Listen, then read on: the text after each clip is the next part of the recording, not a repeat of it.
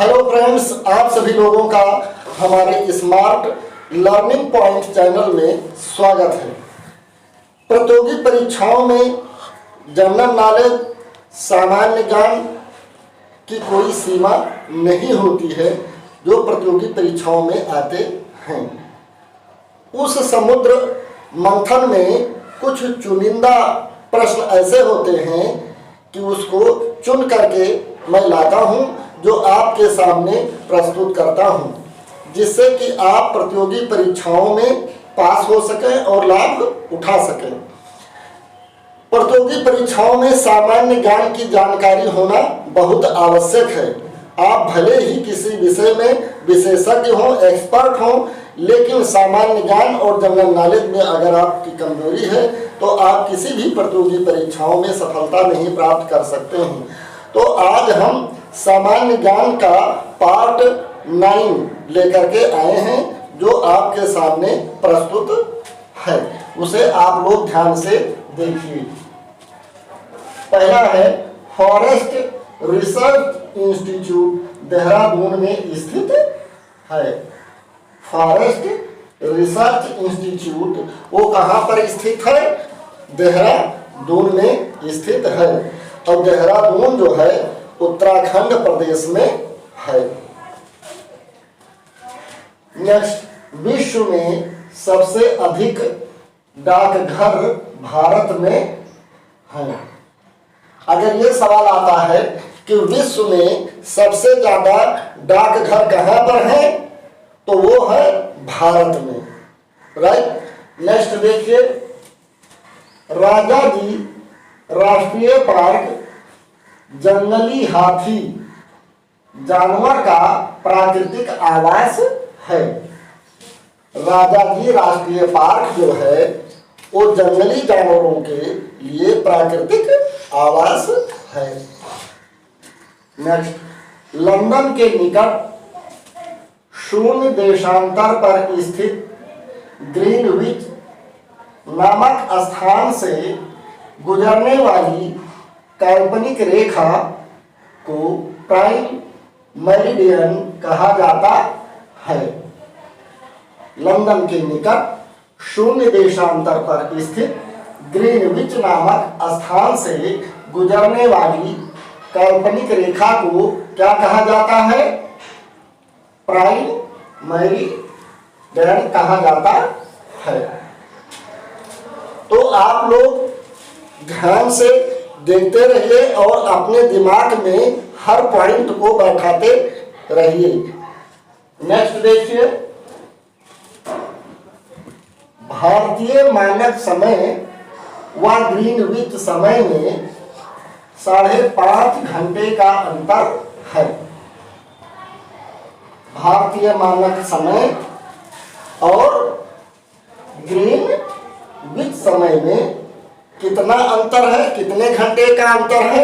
5.5 घंटे का अंतर होता है। नेक्स्ट, भारत और चीन के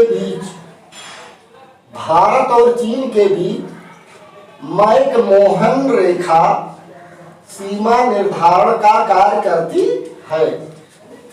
तो अगर यह प्रश्न आता है कि भारत और चीन के बीच वो कौन सी रेखा है जो सीमा का निर्धारण करती है, तो वो क्या है? ये ध्यान से आप लोग देख लिए, अंडरलाइन है, मैकमोहन रेखा। ये भारत और चीन के बीच की सीमा रेखा को तय करती है। नेक्स्ट, भारत और पाकिस्तान को विभाजित करने वाली रेखा रेड क्लिफ रेखा कहलाती है। अब भारत और पाकिस्तान को विभाजित करने वाली रेखा का नाम क्या है? ये अंडरलाइन है, ध्यान से देख लीजिए, रेड क्लिफ रेखा। तो यहाँ पर आपके 2 इंपॉर्टेंट क्वेश्चन हैं।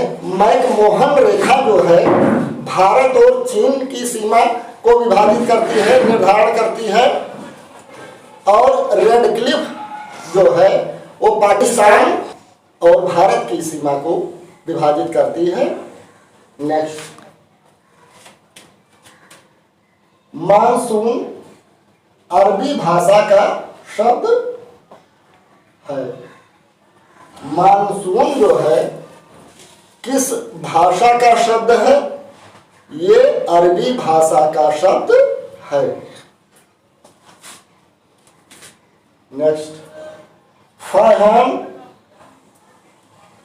चंद्रगुप्त विक्रमादित्य द्वितीय के शासनकाल में भारत आया, जो चीन का निवासी था, और कुमारगुप्त प्रथम के शासनकाल में फारहान की भारत से वापसी हुई।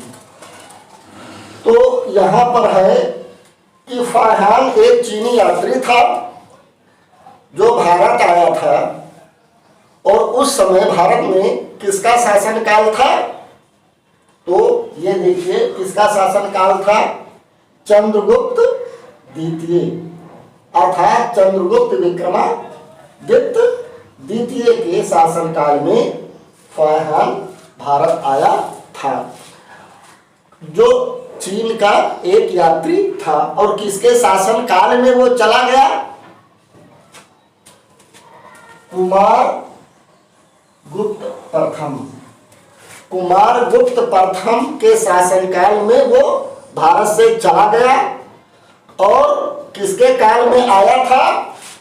वो आया था चंद्रगुप्त सेकंड, अर्थात चंद्रगुप्त विक्रमादित्य सेकंड के शासनकाल में भारत आया था। नेक्स्ट, इसी के क्रम में एक और चीनी यात्री का नाम है ह्वेनसांग। वह कब आया था भारत? ह्वेनसांग चीनी तीर्थयात्री हर्षवर्धन के समय में भारत आया था। ह्वेनसांग जो था वो किसके शासनकाल में भारत आया था? हर्षवर्धन के शासनकाल में भारत आया था।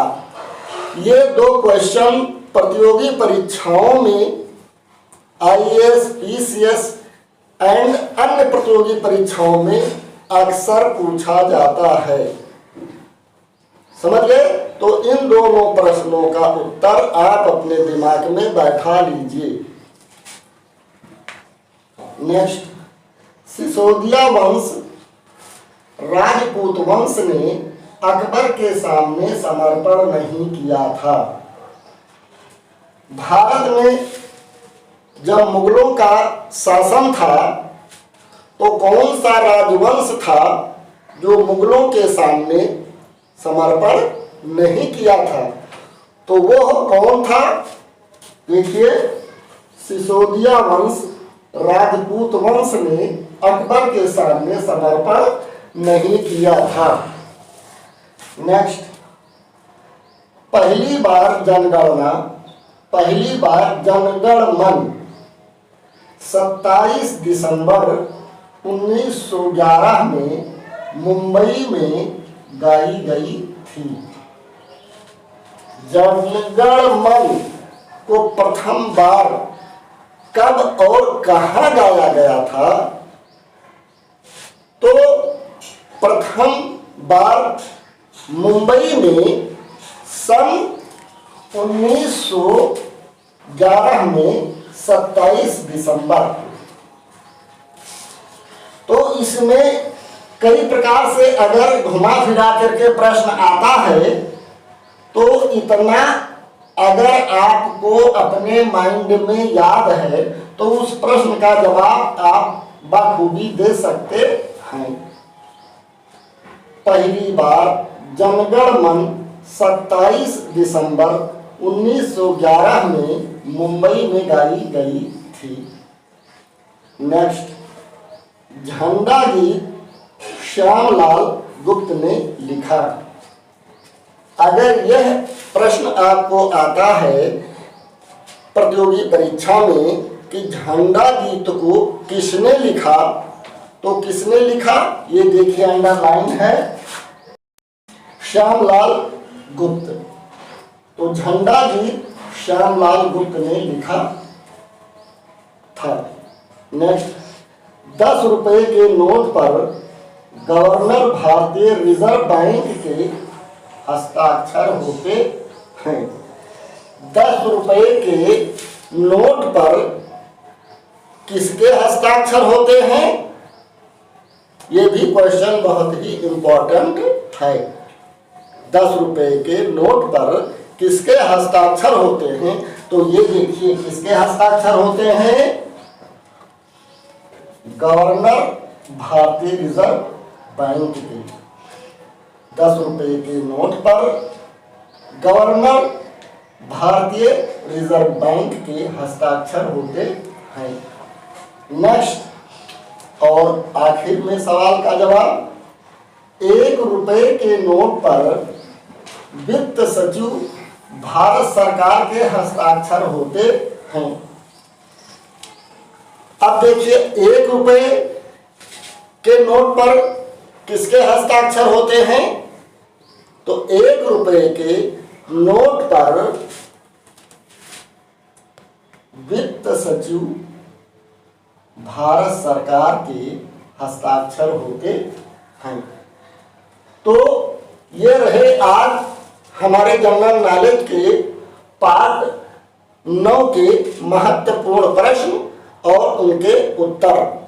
यदि आप लोग नए हैं तो हमारे इस स्मार्ट लर्निंग पॉइंट चैनल को सब्सक्राइब कर लें, जिससे कि नए नए वीडियो आप तक प्राप्त होते रहें और उससे आप लाभान्वित होते रहें। Thank you for watching this video.